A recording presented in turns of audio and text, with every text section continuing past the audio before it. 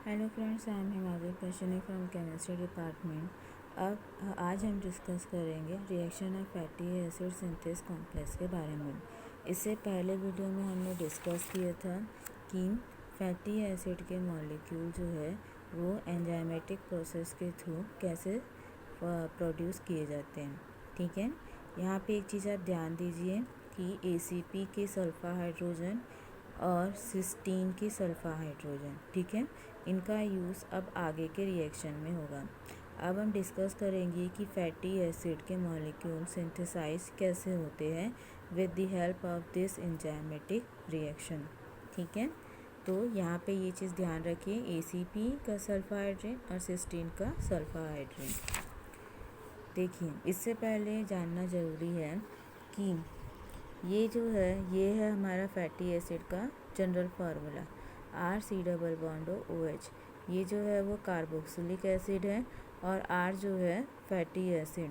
वो डिपेंड करता है कि फैटी एसिड के कौन से फैटी एसिड में कितने कार्बन मॉलिक्यूल प्रेजेंट हैं। For example CH3 CH2 CH2 CH2 continue depend करेगा molecules of particular fatty acid. ठीक है, तो अब हमें क्या करना है, ये मॉलिक्यूल सिंथेसाइज करना है। ठीक है, यहाँ पे ध्यान रखिएगा कि ये जो दो स्टार्टिंग के जो दो कार्बन है, पहला और दूसरा कार्बन, ये जो कार्बन है वो एसिटाइल को एंजाइम A से लिए जाएंगे और बाद वाले जो कार्बन है वो मैनोनाइल को एंजाइम A से लिए जाएंगे। ठीक है, चलिए देखते हैं ये रिएक्शन कैसे होती है। ये जो रिएक्शन है जनरली 6 स्टेप्स में होती है। पहले स्टेप में देखिए, ये देखिए सिस्टीन के सल्फा हाइड्रेन ACP के सल्फा हाइड्रेन, ये है हमारा acetyl coenzyme A CH3C≡O coenzyme A। जब ये आपस में रिएक्शन करते हैं तो कोएंजाइम A जो है वो रिलीज़ हो जाता है और ये जो एसिटाइल कोएंजाइम A है वो ACP के साथ अटैच्ड हो जाता है। देखिए यहाँ पे सिस्टीन SH ACP CH3 और ये जो रिएक्शन जिस एंजाइम के प्रेजेंस में होती है वो है acetyl coenzyme A ACP trans acylase. ठीक है, नाम से समझ लीजिए एसिटाइल कोएंजाइम A का, ठीक है, एसिटाइल कोएंजाइम A का ACP की साइट पर क्या हुआ है, ट्रांसफ़र हुआ है, इसीलिए एसिटाइल कोएंजाइम में ACP ट्रांस एसाइलेज। क्लियर है? ठीक है, अब आगे क्या होगा, ये जो आपका ग्रुप है एसिटाइल कोएंजाइम A का वो शिफ्ट हो जाएगा सिस्टीन के पास। तो यहाँ पे ये क्या हुई, शिफ्टिंग हो गई, CH CH3 ACP SH।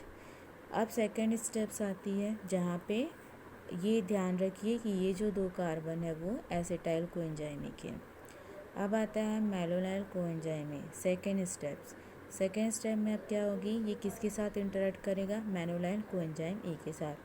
मैनोनाइल coenzyme A का फॉर्मूला क्या था, CH2C≡O कोएंजाइम A, जिससे कार्बन डाइऑक्साइड के मॉलिक्यूल COO- चार्ज के फॉर्म में जुड़े हुए हैं। इस रिएक्शन के दौरान भी क्या होता है, कोएंजाइम A रिलीज़ हो जाता है।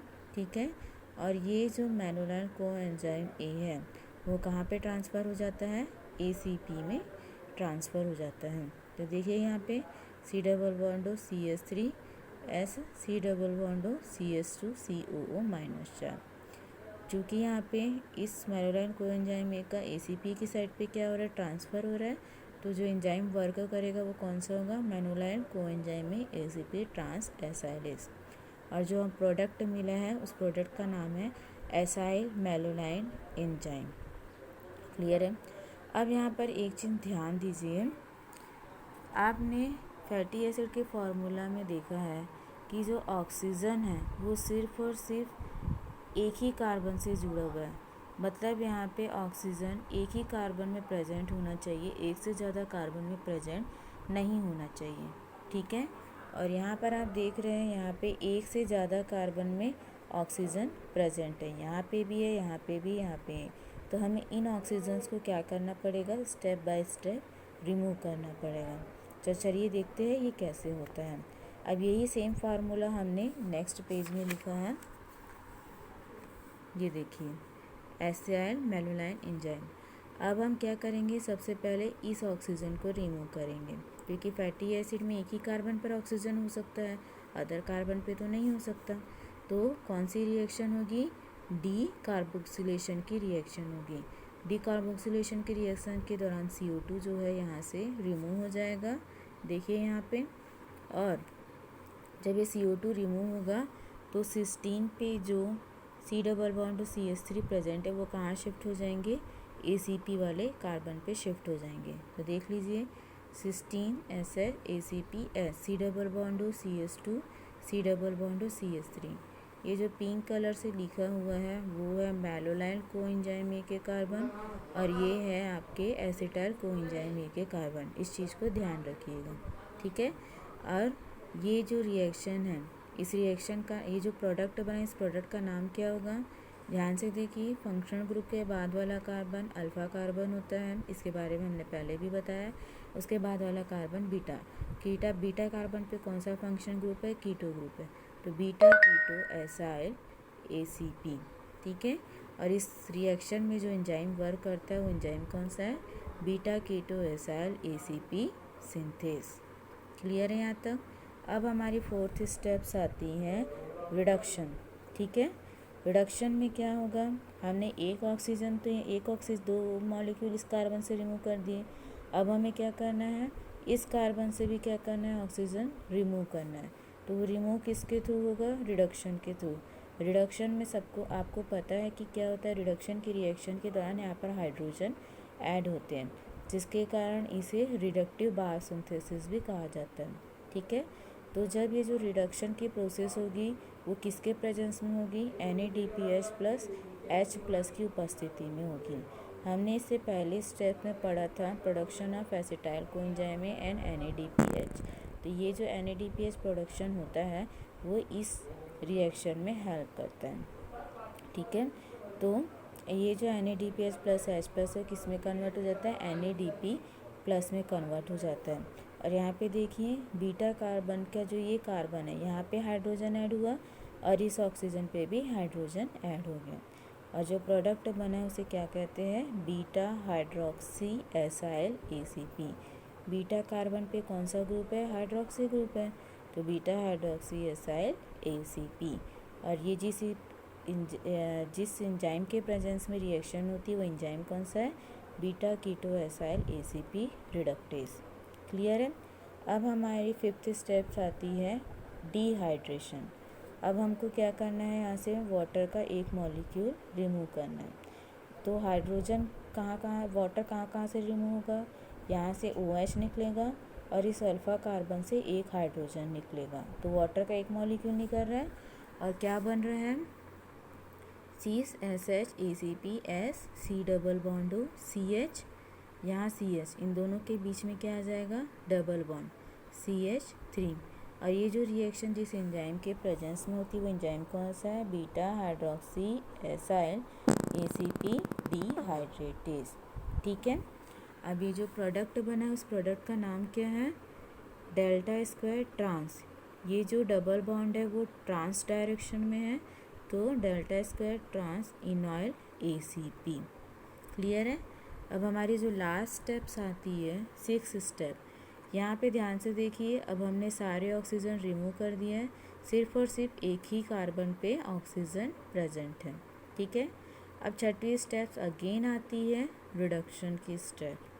क्लियर है, क्योंकि हमें ये डबल बॉन्ड हटाना पड़ेगा।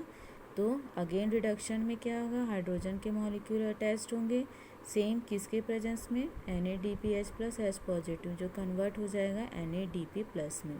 देखिए यहाँ पे cysteine SH ACP C double bond हो, इसका अल्फा कार्बन पर एक हाइड्रोजन जुड़ा CH2, बीटा कार्बन पे एक हाइड्रोजन जुड़ा CH2 CH3। और जिस एंजाइम के प्रेजेंस में रिएक्शन होती है वो एंजाइम है इनॉयल ACP रिडक्टेस। क्लियर है। तो ये अब हमारे फैटी एसिड के मॉलिक्यूल सिंथेसाइज हो गए हैं। अब ये जो ACP पे ये जो कार्बन की चेन है वो कहाँ शिफ्ट हो जाएगी, सिस्टीन के ऊपर। देखिए सिस्टीन के ऊपर क्या हो गई, ये ट्रांसफ़र हो गई, ठीक है।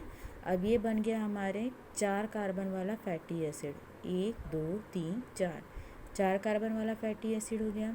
सपोज हमें मान लीजिए पामेटिक एसिड जो कि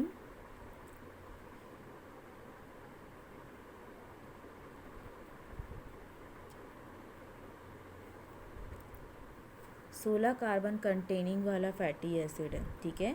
जो पामेटिक एसिड है वो 16 कार्बन कंटेनिंग फैटी एसिड है। तो इस पूरी रिएक्शन को, जितनी भी 6 स्टेप्स हुई है, इस पूरी रिएक्शन को हमको कितने टाइम्स रिपीट करना पड़ेगा? 6 टाइम रिपीट करना पड़ेगा। स्टेप्स 2 से स्टेप 6 तक हमें पूरी जो प्रोसेस है वो 6 टाइम रिपीट करना पड़ेगा। तब हमको क्या मिलेगा? 16 कार्बन कंटेनिंग फैटी एसिड मिलेगा। देखिए यहाँ पे सीस SH ACP AC double bond हो CH2 13 CH2 CH3 13 14 15 16 ये बन गया 16 कार्बन कंटेनिंग पामेटिक एसिड, ठीक है। अब ये जो है, अब इस फैटी एसिड को हमको क्या करना है? यहाँ से ब्रेक करना है, क्लीवेज करना है। तो ये बॉन्ड क्या होगा? ब्रेक होगा। कौन से एंजाइम्स के प्रेजेंस में? देख लीजिए, थायोएस्टरेज एंजाइम के प्रेजेंस में। ये थायोएस्टरेज एंजाइम क्या करता है? फैटी एसिड को एंजाइम से तोड़ देता है। देख लीजिए, हमारा सीस ACP सल्फाहाइड्रेन अलग हो गया है और ये पामेटिक एसिड अलग हो गया, जो कि 60 कार्बन कंटेनिंग पामेटिक एसिड है। आप देख सकते हैं ये दोनों जो है वो है हमारे एसिटाइल कोएंजाइम A के मॉलिक्यूल, और ये जितने भी ये जो कार्बन है वो है हमारे बेनोलाइल कोएंजाइम A के कार्बन मॉलिक्यूल। तो इस प्रकार से फैटी एसिड की सिंथेसिस होती है। Thank you.